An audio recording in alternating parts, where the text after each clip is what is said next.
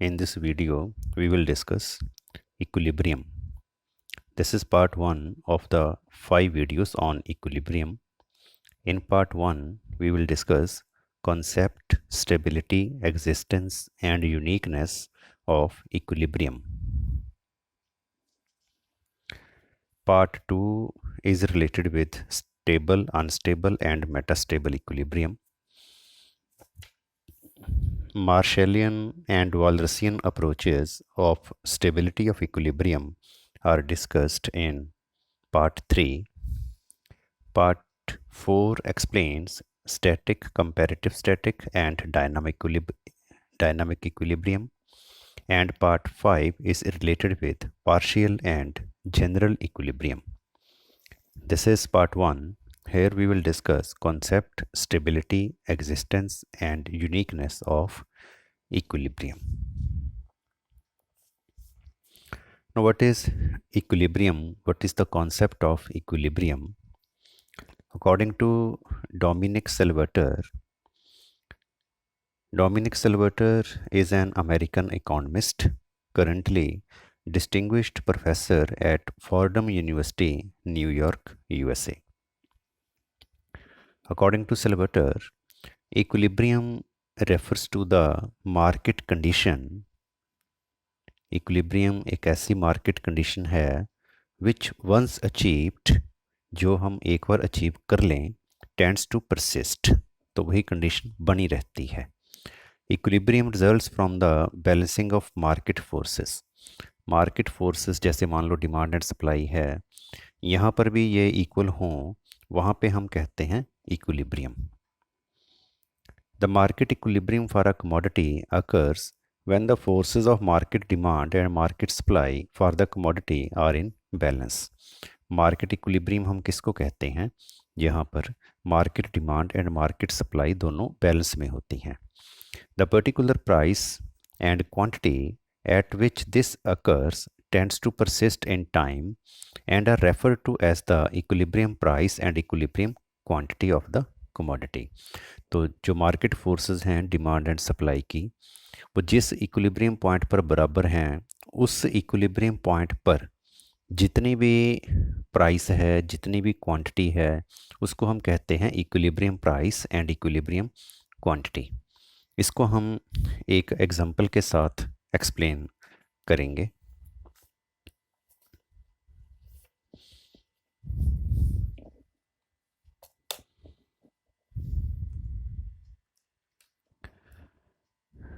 Now suppose the demand function is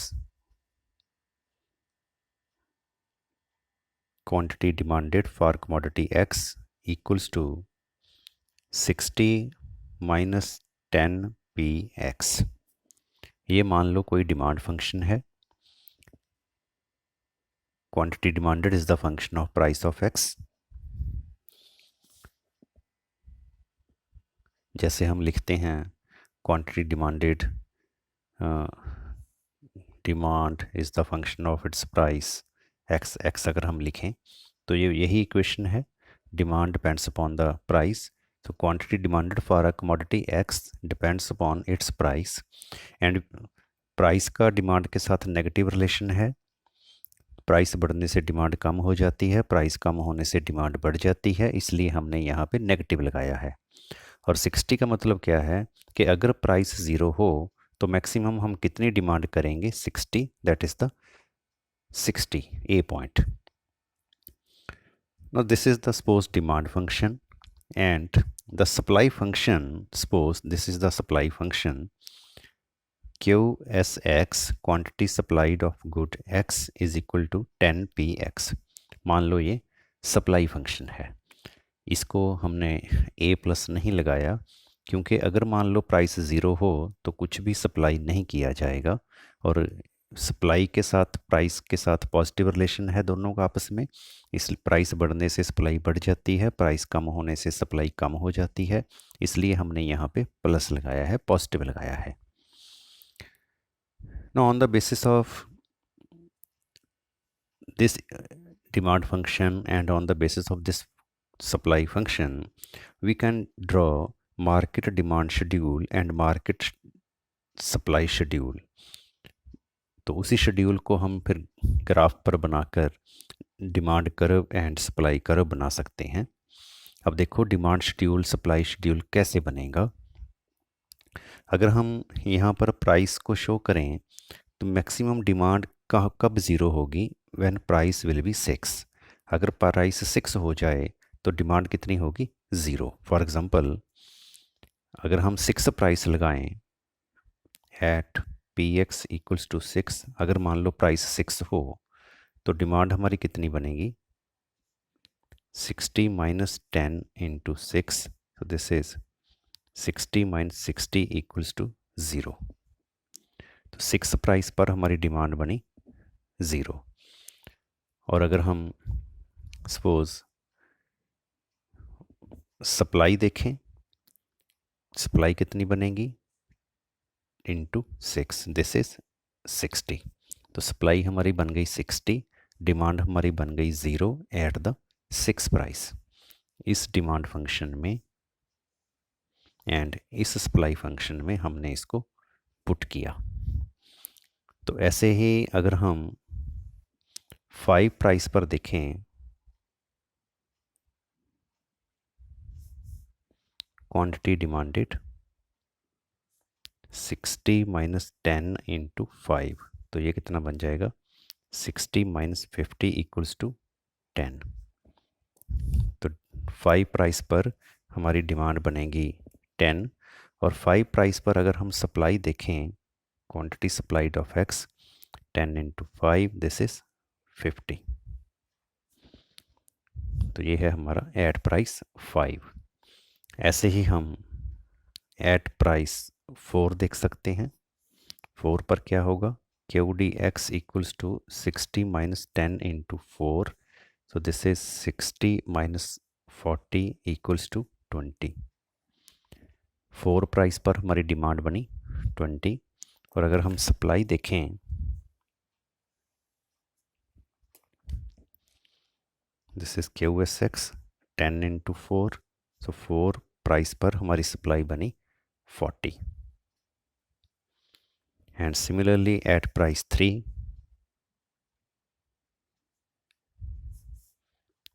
Q d x equals to 60 minus 10 into 3, so this is 60 minus 30 equals to 30। 3 price पर ये हमारा बना 30 demand. And ऐसे ही अगर हम supply देखें, 10 into 3, this is 30। And suppose at price 2, अगर हम 2 प्राइस लगाएं, q d x equals to 60 minus 10 into 2, so this is 60 minus 20 equals to 40। और अगर हम सप्लाई देखें, 10 into 2 equals to 20। And similarly, suppose at price 1,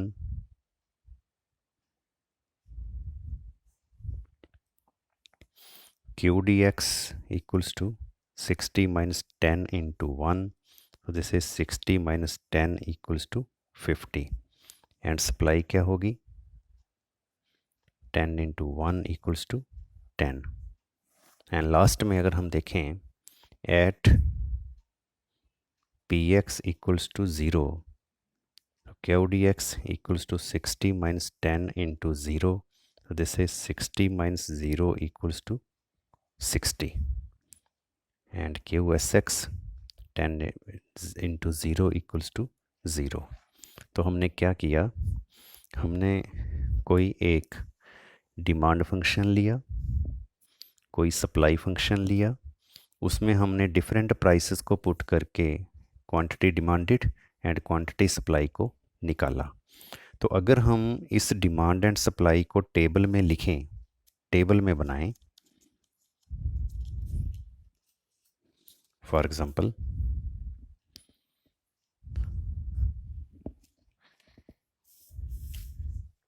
ये suppose है हमारा टेबल।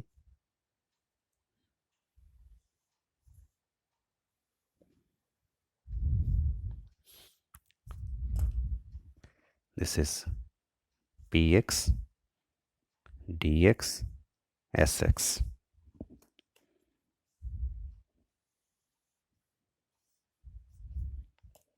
और इसमें हम लिखेंगे हमारे रिमार्क्स और यू कैन से result.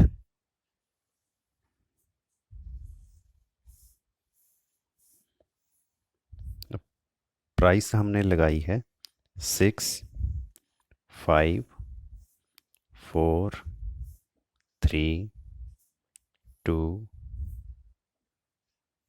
1 and 0।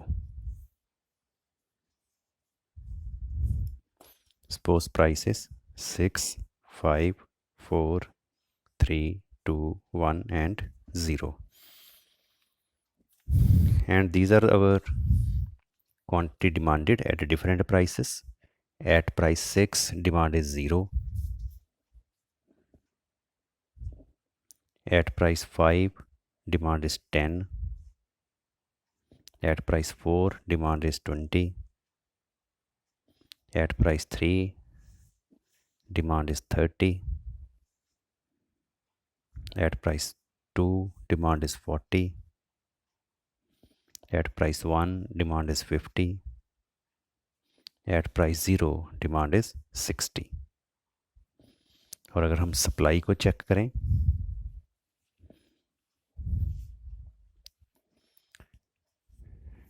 at price 1 supply is, at price 6 supply is 60, at price 5 50, 4 पे है 40, 3 पे है 30, 2 पे है 20, 1 पे है 10, 0 पे है 0। तो 5 पे ये है 50, 4 पे है 40, 3 पे है 30, 2 पे है 20, 1 पे है 10, 0 पे है 0। तो ये हमारा बन गया demand schedule and supply schedule. अगर हम इसको देखें, प्राइस कम होती है और डिमांड इंक्रीज हो रही है, it means law of demand. Price कम हो रही है, सप्लाई कम हो रही है, it means law of supply. तो इसमें अगर हम इक्विलिब्रियम चेक करें, जहाँ पर डिमांड एंड सप्लाई दोनों आपस में बराबर हैं, this point here demand is equal to supply 30-30, it means this is the equilibrium quantity 30, this is the equilibrium price 3।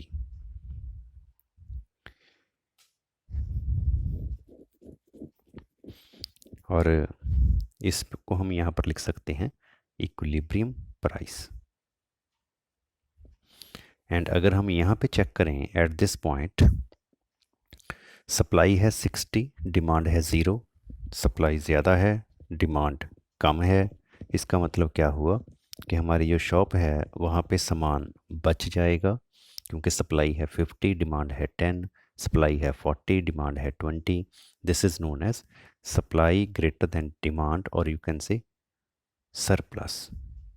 और जैसे ही सरप्लस होगी तो प्राइस कम हो जाएगी, क्योंकि सप्लाई ज़्यादा है, डिमांड कम है, रिजल्ट क्या निकलेगा, प्राइस कम हो जाएगी। और अगर हम इस साइड पर देखें, डिमांड है 40, सप्लाई है 20, डिमांड ज़्यादा है, डिमांड 50 है, सप्लाई 10 है, डिमांड ज़्यादा है, डिमांड 60 है, सप्लाई 0 है। इट मीन्स यहाँ पर डिमांड ग्रेटर देन सप्लाई है, जिसको हम कहते हैं शॉर्टेज। और शॉर्टेज होने से प्राइस बढ़ जाएगी।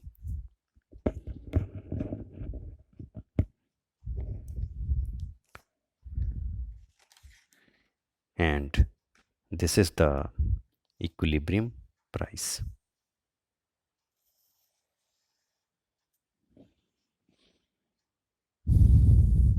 अगर हम इसको डायग्राम में बना लें, डिमांड शेड्यूल को, सप्लाई शेड्यूल को, तो वो हमें बन मिलेगी demand curve and supply curve. तो अब हम इसको डायग्राम में बनाएंगे। आप भी मेरे साथ साथ डायग्राम ड्रॉ कीजिए, ताकि डायग्राम ड्रॉ करने का ये सारे स्टेप आपको पता चल जाएं।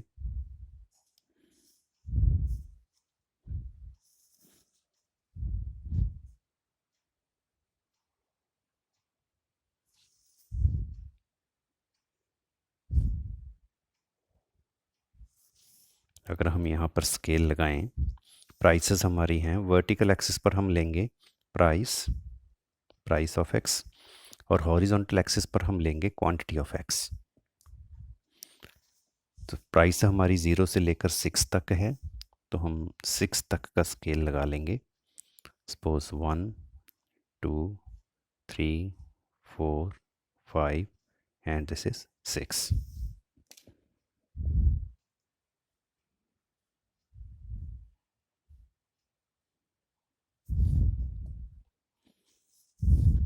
This is the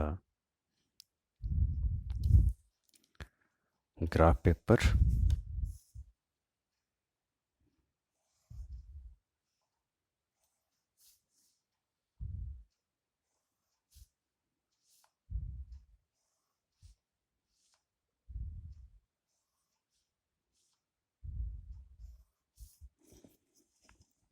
and horizontal line पर हम लगाएंगे क्वांटिटी, और क्वांटिटी हमारी है 0 से लेके 60 तक, यहाँ भी 0 से लेके 60 तक। तो ये हम सपोज लगा रहे हैं 10 20 30 40 50 and 60।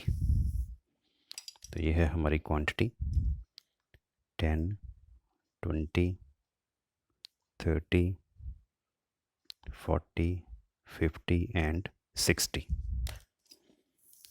This is the graph paper.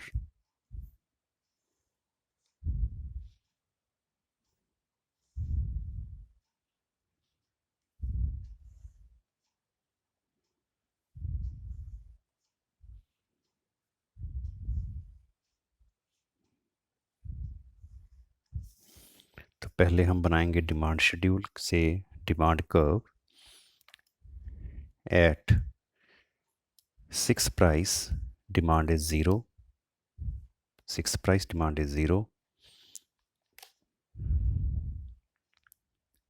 at 5 price demand is 10, 5 price है डिमांड है 10, 5 price 10 demand, 4 price 20 demand, 4 price 20 demand, 3 price 30 demand, तो इधर से price 3 demand 30, 2 price 40 demand, 1 price 50 demand and 0 price 60 demand. This is the demand curve, or you can say demand schedule. ये हमारा जो demand schedule था उसको हमने डायग्रामेटिकली ड्रॉ कर लिया, तो ये हमें मिली demand curve negatively sloped. This is suppose dx, demand for x. Now supply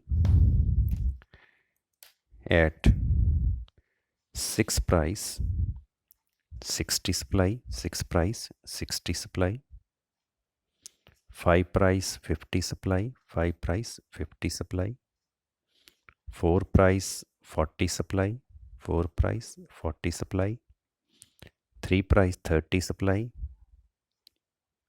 2 price 20 supply, 1 price 10 supply, 0 price 0 supply. This is the supply curve.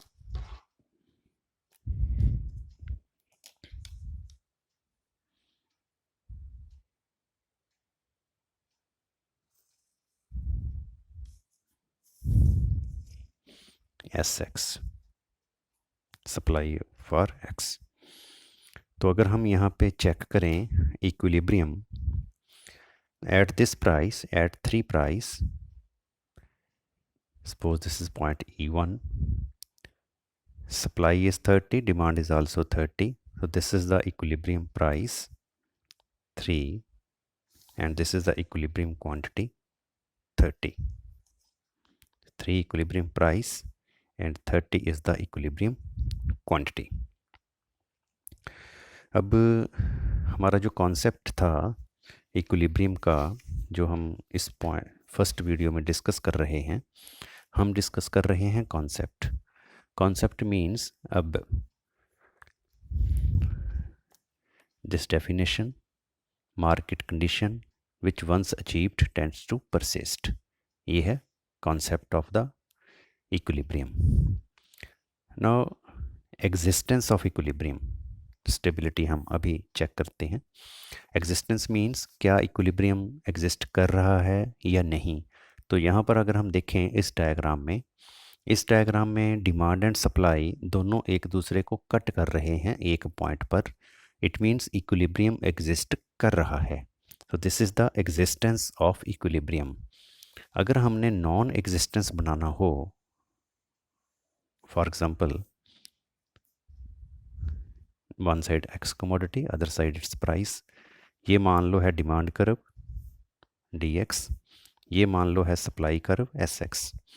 तो ये demand curve and supply curve दोनों एक दूसरे को कट नहीं कर रहे. इट मीन्स इस डायग्राम में इक्विलिब्रियम एग्जिस्ट नहीं कर रहा.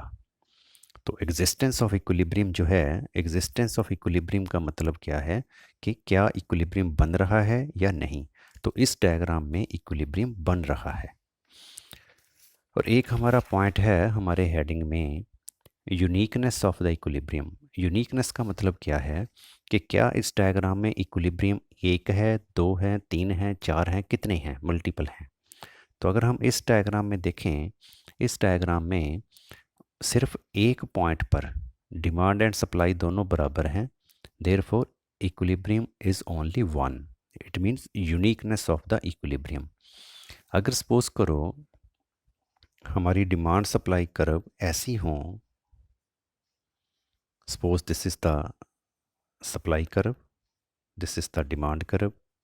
तो यहाँ पर अगर हम देखें, इस पॉइंट पर भी डिमांड एंड सप्लाई दोनों बराबर हैं, इस पॉइंट पर भी डिमांड एंड सप्लाई दोनों बराबर हैं. तो ये भी एक इक्विलिब्रियम है, ये भी एक इक्विलिब्रियम है. इट मीन्स यहाँ पर यूनिक इक्विलिब्रियम नहीं है, यहाँ पर दो इक्विलिब्रियम है जिसको हम कहते हैं मल्टीपल इक्विलिब्रियम. बट हमारी इस डायग्राम में इक्विलिब्रियम सिर्फ एक पॉइंट पर ही है. तो therefore it is the uniqueness of the equilibrium. तो कॉन्सेप्ट हो गया, एग्जिस्टेंस हो गया, यूनिकनेस हो गया. now what is the stability? Stability का क्या मतलब है? स्टेबिलिटी का मतलब है कि क्या इक्विलिब्रियम प्राइस 3 की बजाय अगर ऊपर हो, क्या अपने आप ये नीचे आ जाएगी 3 पर.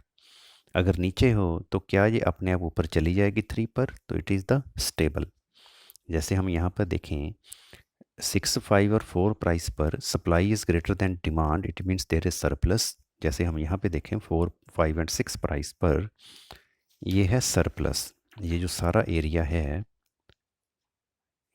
ये सारा triangle, this is the surplus. Surplus means अगर प्राइस 6 होगी, 5 होगी, 4 होगी तो अपने आप ही यहाँ पर आ जाएगी.